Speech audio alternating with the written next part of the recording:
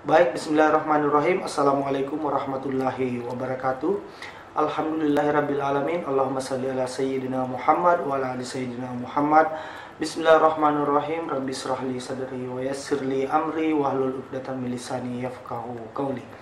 Oke, baik adik-adik sekalian. Alhamdulillah pada kesempatan kali ini kita kembali bertemu dalam materi akuntansi murabahah. Oke, baik, mari kita sama-sama saksikan pemaparannya ya. Oke, baik, di slide yang pertama ini dijelaskan mengenai pengertian murabahah, yaitu transaksi jual beli barang dengan menegaskan harga perolehan kepada pembeli dan pembelinya membayar dengan harga lebih sebagai keuntungan bagi penjualnya, atau disebut dengan margin ya. Nah, pembayaran atas akad jual beli dapat dilakukan secara tunai dan secara kredit, atau yang tunainya disebutnya sebagai bai nakdan, dan secara kreditnya sering disebut sebagai bai mu'jal atau bai bis saman ajil. Nah, membandingkan tentang murabahah dengan jual beli konvensional, dalam murabahah penjual memberitahu pembeli berapa harga pokoknya dan margin keuntungan yang diinginkan. Jadi kalau dalam murabahah ini penjual menyatakan jumlah harga perolehan atas barang tersebut, kemudian termasuk menginformasikan keuntungan yang hendak diambil dari atas transaksi tersebut. Gitu ya.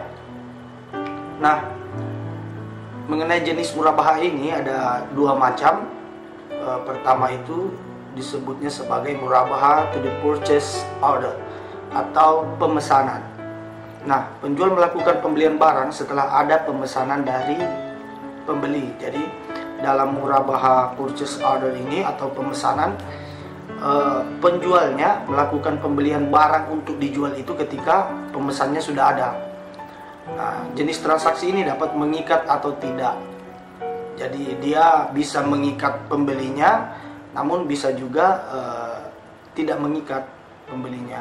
Dalam artian, kalau bersifat mengikat, berarti pembeli wajib atau harus membeli barang yang telah dipesan tersebut dan tidak boleh melakukan pembatalan. Nah, jika aset murabahah yang telah dibeli oleh penjual dalam murabahah pesanan mengikat maksudnya, mengalami penurunan nilai sebelum diserahkan kepada pembeli, maka nilai tersebut menjadi beban bagi penjual dan akan mengurangi nilai akadnya. Nah, coba kita lihat skemanya ya. Ini ada skema. Jadi di sini penjual di garis merah ini, garis merah. Kita lihat dulu penjual, kemudian ini pembelinya, dan ini suppliernya. Ini untuk akad pemesanannya, dalam hal ini to the purchase order, gitu ya, murabahah to the purchase order. Jadi maksudnya ketika ada pembeli melakukan rencana pembelian barang, begitu, kemudian penjual menindaklanjuti dengan meminta kepada suppliernya. Kemudian supplier kemudian menyerahkan barangnya kepada penjual. Nah, kemudian di garis biru ini menerangkan bahwa penjual menyerahkan kepada pembelinya. Nah, setelah barangnya diserahkan, kemudian pembeli melakukan pembayaran kepada penjual atas nilai yang disepakati.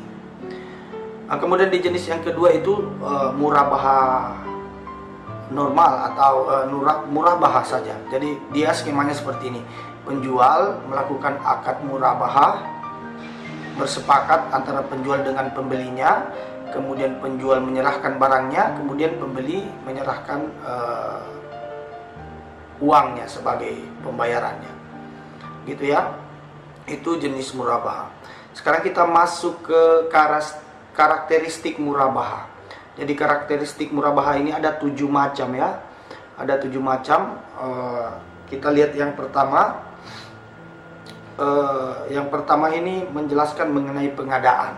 Jadi proses pengadaan barang murabaha itu atau aktiva murabaha harus dilakukan oleh penjual. Jadi penjual yang melakukan pengadaan aktivanya.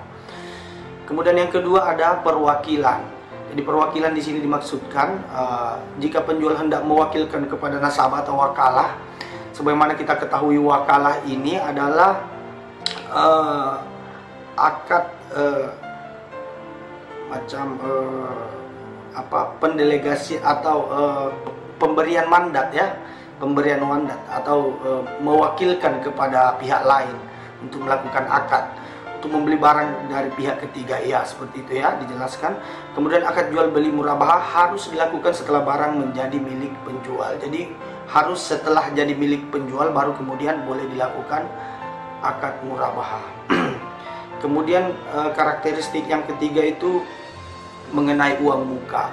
Jadi uang muka, penjual dapat meminta uang muka kepada calon pembelinya sebagai bukti, sebagai pegangan bagi penjual mengenai keseriusan calon pembeli tersebut, gitu ya. Kemudian karakteristik yang keempat itu mengenai diskon, ya.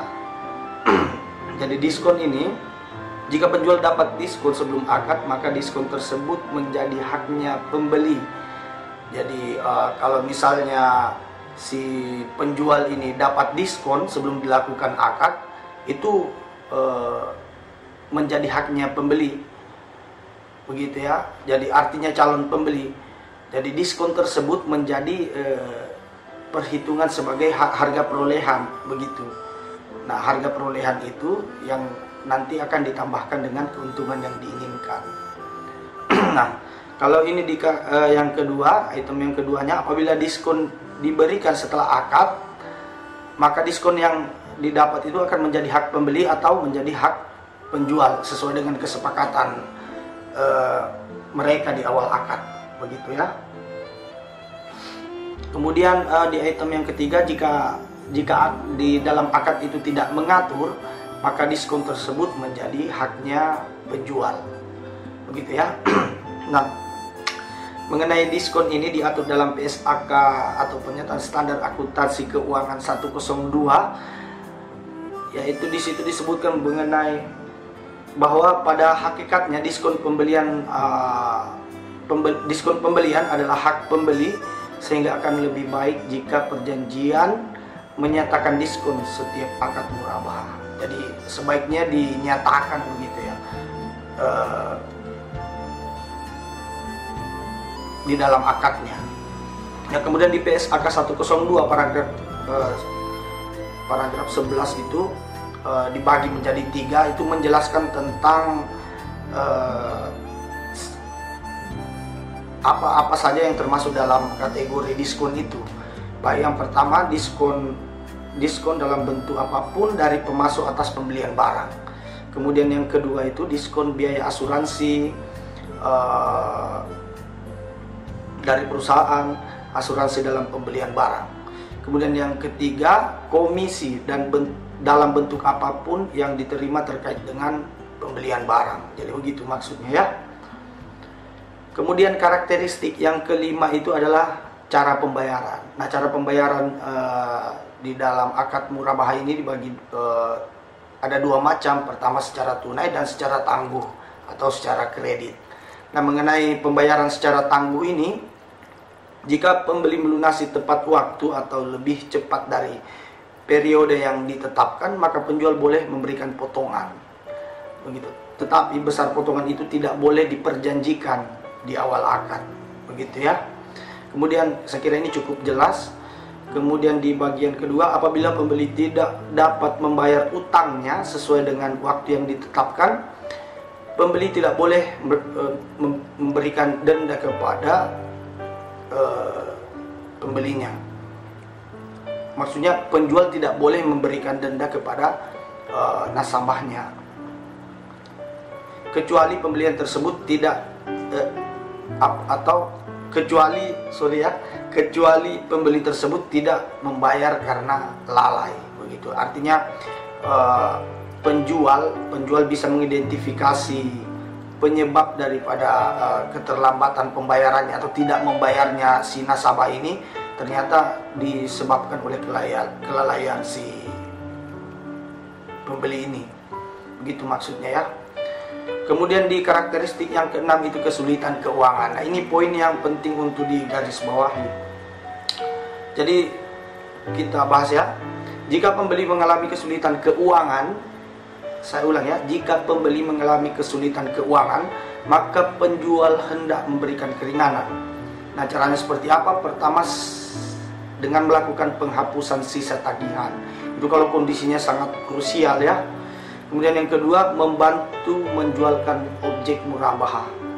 Jadi si pemberi pinjaman ini ceritanya membantu si pembelinya atau nasabahnya untuk menjual objek murabahah tadi.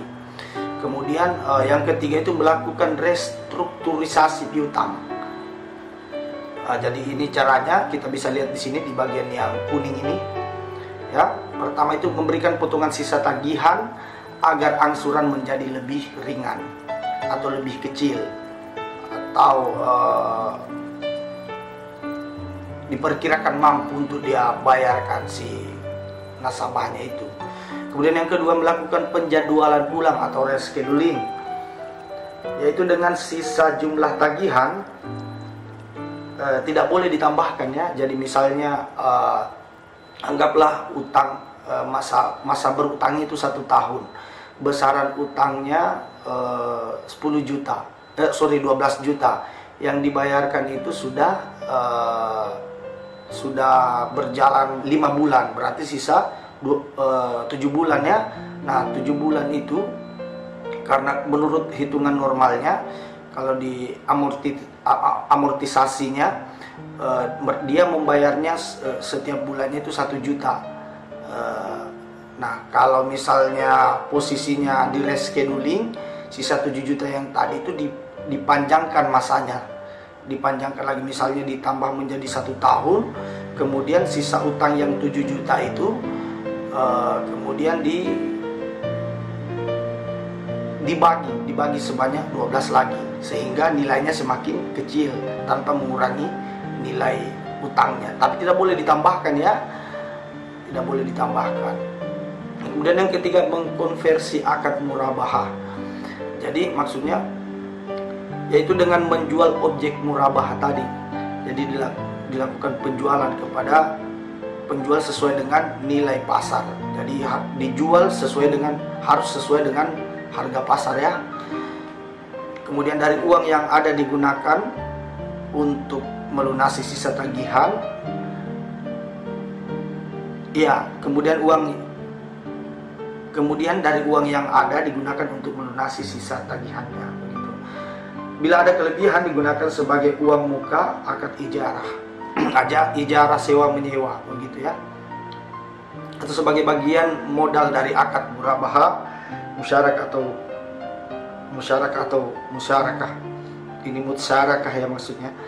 Atau sebaliknya, kekurangan tetap menjadi utang pembeli yang cara pembayarannya disepakati secara bersama-sama, gitu ya. Nah, kemudian kita menuju ke karakteristik yang ketujuh, yaitu kontrak perjanjian. Nah, sebaiknya penjualan tidak tunai atau tangguh dibuatkan kontrak atau perjanjian secara tertulis dan dihadiri oleh saksi-saksinya. Nah, kontrak yang dibuat itu memuat tentang besaran harga utangnya, utang pembeliannya, kemudian jangka waktu akadnya, besaran angsuran setiap bulannya, kemudian jaminannya, boleh ada jaminannya, kemudian siapa yang berhak atas diskon pembelian barang setelah akad, dan lain sebagainya, dan seterusnya, begitu maksudnya ya. Nah, untuk menghindari risiko, penjual dapat meminta jaminan tadi, itu yang menegaskan ini, yang di poin ini tadi, jaminan. Jadi boleh meminta jaminan untuk menghindari risiko, begitu ya. Nah, itu dia 7 karakteristik murabahah. Sekarang kita menuju ke sumber hukum akad murabahah. Pertama itu sumber hukumnya ada di dalam Al-Quran. Bisa kita lihat sama-sama ya, ini Quran surah keempat ayat 29. Hai orang-orang yang beriman, janganlah kamu sering memakan atau mengambil harta sesamamu dengan jalan yang batil atau tidak benar, kecuali dengan jalan perniagaan yang berlaku dengan sukarela di antaramu. Itu bisa kita lihat juga Quran surah ke-5 ya. Hai orang-orang yang beriman, penuhilah akad-akad itu. Kemudian Quran surah kedua ayat 275, ada juga di Quran surah kedua 280, Quran surah kelima ayat kedua, dan Quran surah kedua ayat 282. Begitu ya. Kemudian sumber hukum akad murabah yang kedua itu adalah hadis. Al-hadis. Jadi di situ ada diriwayatkan dari Abu Sa'id Al-Khudri bahwa Rasulullah SAW bersabda, sesungguhnya jual beli itu harus dilakukan suka sama suka. Begitu, dan seterusnya, silakan dibaca-baca ini. Nah, kita menuju rukun dan ketentuan akad murabah. Rukun ya, syarat atau dinyatakan sahnya sesuatu itu ketika rukunnya terpenuhi. Nah, rukun dalam akad murabah itu yang pertama adalah pelaku. Jadi ada penjual dan ada pembeli ini ya. Sama-sama ada penjual dan ada pembeli. Kemudian yang kedua cakap hukum. Begitu. Jadi artinya kalau misalnya dia gila nggak boleh ya. Kemudian anak masih dalam kategori anak-anak nggak boleh ya. Kecuali akad anak ini di bagian ketiga ya, akad anak kecil dianggap sah jika seizin walinya, gitu ya. Kemudian rukun yang kedua itu mengenai objek jual beli. Pertama, barang harus dapat diambil manfaatnya, harus yang ada manfaatnya ya. Kemudian yang kedua, barang sudah dimiliki oleh penjual. Menegaskan keterangan yang tadi ini bahwa harus sudah menjadi milik penjual baru kemudian boleh dilakukan akad murabah ini. Tidak boleh memperjualbelikan milik orang lain, begitu maksudnya. Barang yang ketiga, kita lihat ya, barang dapat diserahkan tanpa tergantung dengan kejadian tertentu di masa depan. Misalnya, contoh misalnya sapi lumpuh begitu untuk peternakan, dijual ke peternakan. Misalnya pada saat transaksi sapinya lumpuh, kemudian diinformasikan kepada calon pembelinya bahwa sapinya bakal sehat nanti sekitar 1 minggu ke depan. Itu tergantung dengan masa depan begitu. Ini maksudnya di poin ini contohnya ya. Masih banyak contoh-contoh yang lain. Kita lihat di poin D-nya, barang dapat diketahui kuantitas dan kualitasnya. Ini ya. Jadi harus diketahui kuantitasnya dan kualitasnya juga harus sudah bisa terukur. Kemudian harga barang tersebut harus jelas. Itu di poin F-nya ya. Kemudian yang terakhir itu barang secara fisik ada di tangan penjual. Jadi sudah menjadi milik. Selalu ditegaskan demikian ya, bahwa harus sudah menjadi milik penjual ceritanya. Nah, kemudian di rukun ketentuan akad murabah yang ketiga itu mengenai ijab kabul. Nah, ijab kabul dapat dilakukan secara lisan atau tertulis. Jadi ijab tahu dong ya, ijab kabul. Misalnya orang menikah, saya terima nikahnya XXX dengan begitu ya. Jadi ijab itu diucap perjanjian. Nah, perjanjiannya boleh dilakukan secara lisan dan tertulis, begitu ya. Kemudian yang kedua harus saling ridho, begitu, atau saling rela antara penjual dan pembelinya terhadap barang dan harga barangnya. Kemudian jadi tidak ada unsur paksaan atau ikrah, penipuan, tadlis, gharar dan seterusnya. Karena jika teridentifikasi ada hal-hal demikian, maka akad murabahannya bisa dianggap tidak sah, begitu ya.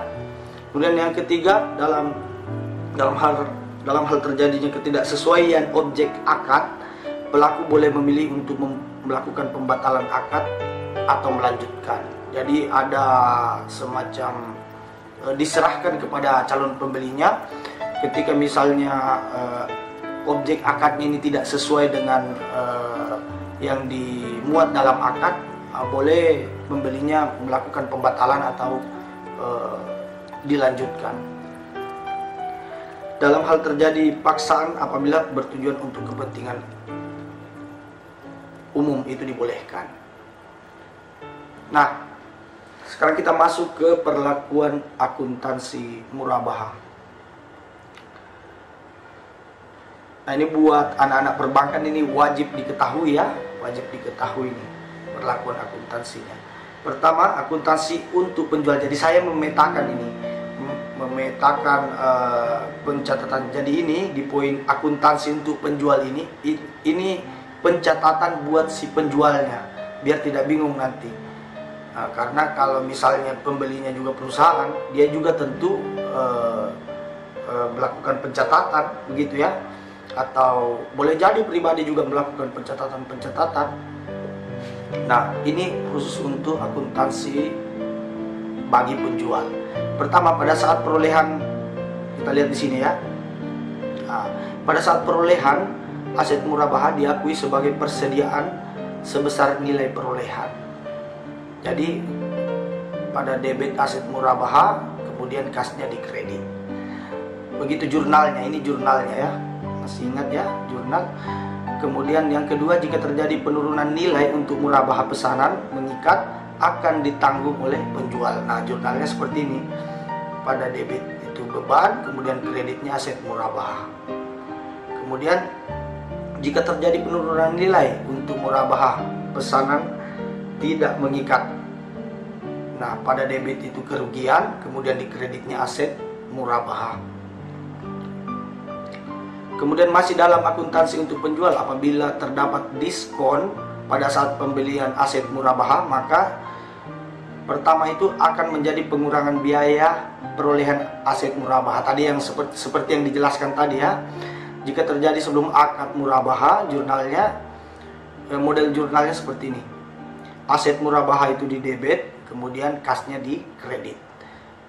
Kalau misalnya menjadi kewajiban kepada pembeli, jika terjadi setelah akad murabahah dan sesuai akad yang disepakati, menjadi hak pembeli. Jadi model jurnalnya itu seperti ini.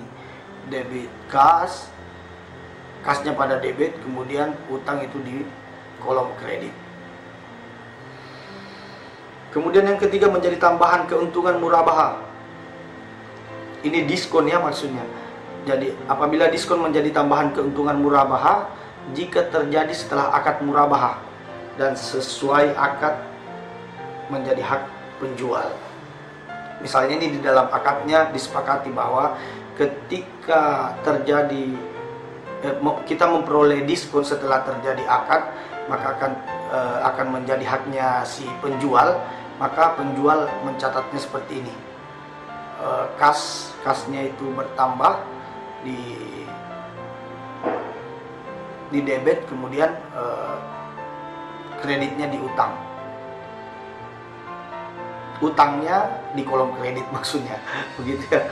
Nah, sekarang di bagian yang ketiga, menjadi tambahan keuntungan murabahah jika terjadi setelah akad murabahah dan sesuai akad, menjadi hak penjual. Misalnya disepakati, jika misalnya perolehan diskon itu terjadi setelah akad murabahah dan sesuai akad, menjadi hak penjual. Kemudian kasnya bertambah di debit, kemudian di kolom kreditnya keuntungan murabahah sebesar nilai yang sama, gitu ya. Kemudian apabila diskon pendapatan operasi lain, jika terjadi setelah akad murabahah dan tidak diperjanjikan dalam akad, kasnya pada debit, kemudian pendapatan operasional di kredit. Ia masih dalam akuntansi untuk penjual. Ini untuk pencatatan akuntansinya penjual ya, jangan dibalik-balik nanti bingung. Kewajiban penjual kepada pembeli atas pengembalian potongan tersebut akan tereliminasi pada saat pertama dilakukan pembayaran kepada pembeli. Nah, jurnalnya itu utang pada debit, kemudian kas di kredit. Kemudian yang kedua, akan dipindahkan sebagai dana kebajikan jika pembeli sudah tidak dapat dijangkau oleh penjualnya. Misalnya pembelinya ini sudah tidak bisa diidentifikasi, tidak bisa ditemui lagi, kita tidak tahu keberadaannya. Nah, dana tersebut itu dicatat sebagai di kolom utang. Di kolom utang pada debit, kemudian kasnya di kredit. Kemudian di jurnal lagi di bawahnya pada debit dana kebajikan atau kas, kemudian dana kebajikan pada pendapatan denda di kredit. Begitu model jurnalnya ya. Nah, masih dalam akuntansi untuk penjual, pada saat akad murabahah, piutang diakui sebesar biaya perolehan ditambah dengan keuntungan yang disepakati. Pada akhir periode laporan keuangan, piutang murabahah dinilai sebesar nilai bersih yang dapat direalisasikan. Sama dengan akuntansi konvensional ini, beban piutang tak tertagih ada di debit, kemudian di kreditnya penyisian piutang tak tertagih. Ini sama dengan konvensional. Baik, masih di dalam akuntansi untuk penjual, yaitu keuntungan murabahah diakui ketika pertama pada saat terjadinya akad murabahah jika dilakukan secara tunai atau secara tangguh sepanjang masa angsuran murabahah tidak melebihi 1 periode. Itu ya, di garis bawah, tidak melebihi. Jadi angsuran akad murabahahnya ini tidak melebihi 1 periode laporan keuangan. Jadi dapat langsung diakui, dan model jurnalnya seperti ini. Kasnya di debit, kemudian piutang murabahah itu di debit. Ini debit di kas, kasnya itu di debit, dan keuntungan ditangguhkan itu juga di debit. Kemudian piutang murabahah itu di kredit, dan keuntungan murabahah juga di kredit. Di sini ada keterangan net setelah dikurangi potongan pelunasan. Jadi keuntungan bersih, pendapatan bersih setelah dikurangi potongan pelunasan itu. Itu yang dicatat maksudnya di jurnal nilai. Kemudian di bagian B, memberikan setelah pelunasan atau penjual menerima pelunasan dan membayarkan potongan kepada pembeli. Jurnalnya seperti ini. Kan ya, debit itu kas, debit keuntungan ditangguhkan, kredit piutang murabahah, keuntungan murabahah di kredit. Jadi nanti adik-adik sisa melihat ini saja kalau mau melakukan jurnal. Enak ya, sudah disiapkan semuanya. Kemudian pada saat pengembalian kepada pembeli, pertama itu keuntungan murabahah di debit, kemudian di kolom kreditnya ada kas sejumlah yang sama ya, jurnal. Nah, ini perlakuan akuntansi. Oh, masih di situ ya, masih akuntansi untuk penjual ini. Jika potongan diberikan karena adanya penurunan kemampuan pembayaran, ya, seperti yang tadi ada masalah keuangan si pembelinya ini, diakui sebagai beban. Pertama itu jurnalnya modelnya seperti ini. Kas di debit, keuntungan ditangguhkan debit, kemudian beban di debit juga. Kemudian kredit piutang murabahah, kreditnya keuntungan murabahah. Begitu. Nah, di poin kedua, denda dikenakan jika pembeli lalai dalam melakukan kewajiban. Jadi denda tadi kan disebutkan bahwa boleh memperlakukan denda ketika ditemukan bahwa si pembeli ini memang lalai sehingga tidak membayar, jadi dikenakan denda. Nah, kalau mengenakan denda, jurnalnya seperti ini. Dana kebajikan kas di debit, kemudian dana kebajikan atau pendapatan denda di kredit. Gitu ya. Oh, masih akuntansi untuk penjual. Yang pertama itu pengakuan dan pengukuran uang muka. Uang muka diakui sebagai uang muka pembelian sebesar jumlah yang diterima. Pada saat barang jadi dibeli oleh pembeli, maka uang muka diakui sebagai pembayaran piutang. Jadi maksudnya dia diinkludkan dengan jumlah utangnya. Begitu. Dia mengurangi jumlah utangnya, itu uang mukanya. Begitu. Kemudian jika barang batal dibeli oleh pembeli, maka uang muka yang dimaksud tadi yang telah diserahkan oleh calon pembeli itu karena batal dikembalikan kepada pembeli yang tadi setelah diperhitungkan dengan biaya-biaya yang telah dikeluarkan oleh penjual. Nah, jurnalnya seperti ini, penerimaan uang di muka. Jurnal yang terkait dengan penerimaan uang muka, pertama itu penerimaan uang muka dari pembeli. Tadi kalau diterima duitnya dicatat kas pada debit, kemudian utang lain-lain atau uang muka murabaha di kredit. Kemudian apabila murabaha jadi dilaksanakan, pada debit itu utang lain-lain atau uang muka murabaha, di kreditnya piutang murabaha. Sehingga untuk penentuan margin keuntungan berdasarkan atas nilai piutang atau harga jual kepada pembeli setelah dikurangi uang muka. Begitu. Oh masih ya. Pertama, pesanan dibatalkan. Jika pesanan dibatalkan, jika uang muka yang dibayarkan oleh calon pembeli lebih besar daripada biaya yang telah dikeluarkan oleh penjual dalam rangka memenuhi permintaan calon pembeli, maka selisihnya dikembalikan pada calon pembeli. Jadi maksudnya begini, misalnya dia melakukan pemesanan rumah misalnya. Nah tentu rumah ini dipesankan kepada supplier oleh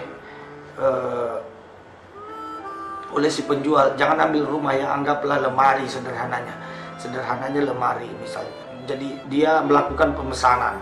Nah dalam proses pemesanan itu ternyata si penjual ini mengeluarkan biaya-biaya. Nah sementara calon pembeli ini kan sudah mengeluarkan uang muka, begitu. Nah itu nanti diperhitungkan, karena kalau memang terjadi kelebihan seperti di keterangan pertama ini, maka selisihnya itu harus dikembalikan kepada calon pembeli, sisanya maksudnya. Nah dengan cara penjurnalannya itu seperti ini: utang lain atau uang muka murabaha di debit, kemudian pendapatan operasional itu di kredit, kemudian kas atau utang di kredit juga. Nah jika pesanan ini masih pesanan dibatalkan ini, jika uang muka yang dibayarkan oleh calon pembeli lebih kecil daripada biaya yang telah dikeluarkan oleh penjual. Oh ini sebaliknya ini di keterangan ini. Jadi misalnya tadi biaya yang dikeluarkan oleh pembeli dalam melakukan atas komunikasinya dengan supplier ini ternyata nilainya 1 juta. Ternyata uang muka yang disetorkan oleh si calon pembeli tadi ini cuma 700.000. Nah atas kondisi itu maka penjual dapat meminta ini ya, bisa lihat sama-sama, maka penjual dapat meminta pembeli untuk membayar kekurangannya, begitu. Nah cara penjurnalannya ketika dia bayar kas atau piutang sama dengan di debit, kemudian utang lain atau uang muka di debit juga. Kemudian di kolom kreditnya itu adalah pendapatan operasional. Masih pesanan dibatalkan. Misalnya perusahaan menanggung kekurangannya atau uang muka sama dengan beban yang dikeluarkan.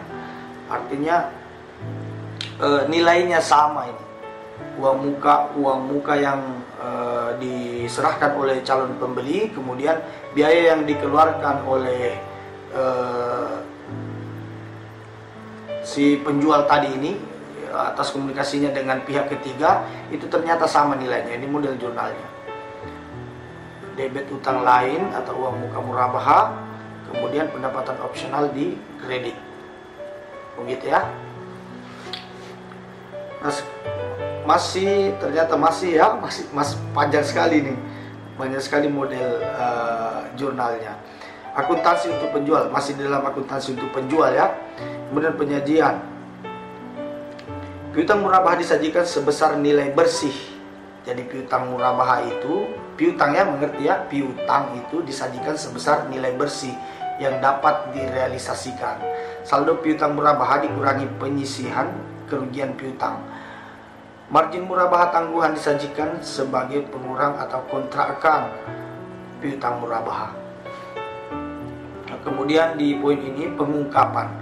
Penjual mengungkapkan hal-hal yang terkait dengan transaksi murabaha, tetapi tidak terbatas pada pertama, harga perolehan aset murabaha, janji pemesanan dalam murabaha berdasarkan pesanan sebagai kewajiban atau bukan. Kemudian yang ketiga, pengungkapan yang diperlukan sesuai dengan PSHK 101 tentang itu ya, penyajian laporan keuangan syariah. Nah, sekarang kita masuk ke pembeli. Dari tadi saya tunggu-tunggu ini untuk pembeli ya. Nah, ini ceritanya saya harus tegaskan dulu, ini pencatatan buat pembelinya, bukan pencatatan untuk penjual ya. Si pembeli yang mencatat ini ceritanya. Nah, pertama, aset yang diperoleh melalui transaksi murabaha diakui besar biaya perolehan murabaha tunai. Jadi dia mencatatnya sebagai aset, asetnya bertambah di debit, kemudian kasnya di kredit, di kolom kredit. Nah, ini yang kedua ya. Utang yang timbul dari transaksi murabaha, kalau misalnya dia berutang untuk melakukan pembelian itu, pembelian barang yang dimaksud, diakui sebagai utang murabaha. Dan jurnalnya seperti ini. Asetnya debit, kemudian beban murabaha tangguhan itu di debit, kemudian utang murabaha di kredit. Begitu ya. Nah, Mas, kita lanjutkan di kolom untuk pencatatan akuntansi pembeli. Jika ada uang muka ini, jurnalnya seperti ini. Uang muka di debit, kemudian kreditnya di kas. Kasnya itu di kredit maksudnya. Dan seterusnya aset di debit, beban murabaha tangguhan itu juga di debit, pada uang muka di kredit, kemudian utang murabaha di kredit. Ini kalau terjadi, kalau ada uang mukanya ceritanya dipersyaratkan begitu. Kemudian yang kedua, potongan uang muka akibat pembelian batal tadi, membeli barang diakui sebagai kerugian. Nah, jadi pembeli ini mencatatnya sebagai dengan model seperti ini: kas, debit, kerugian debit, kemudian uang muka di kredit. Dan kita lanjutkan, beban murabaha tangguhan diamortisasi secara proporsional sesuai dengan porsi pelunasan utang murabaha. Jadi ini ada amortisasi ya. Amortisasi itu maksudnya pembayaran sejumlah utang dalam satu periode, begitu. Dalam satu periode, misalnya pembayaran rumah dalam satu atau mobil, kendaraan operasional.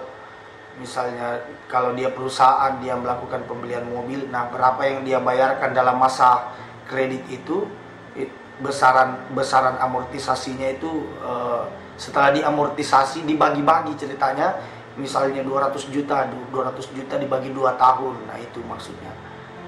Nah, itu jurnalnya seperti ini. Utang murabaha pada kas, utang murabaha di debit, kasnya di kredit. Bebannya di debit, kemudian beban murabaha tangguhan di kredit. Nah, misalnya mendapatkan diskon pembelian yang diterima setelah akad murabaha. Jurnal diskon pembelian diterima setelah akad murabaha itu jurnalnya seperti ini: kas pada debit, kemudian beban murabaha tangguhan di kredit. Misalnya jurnal potongan pelunasan, ada potongan pelunasan. Misalnya dia melakukan pelunasannya lebih cepat dari jadwal yang ditargetkan, dia dapat potongan. Nah, pembeli itu mencatatnya dengan jurnal seperti ini: utang murabaha dan beban di debit, kemudian kas dan beban murabaha tangguhan di kredit.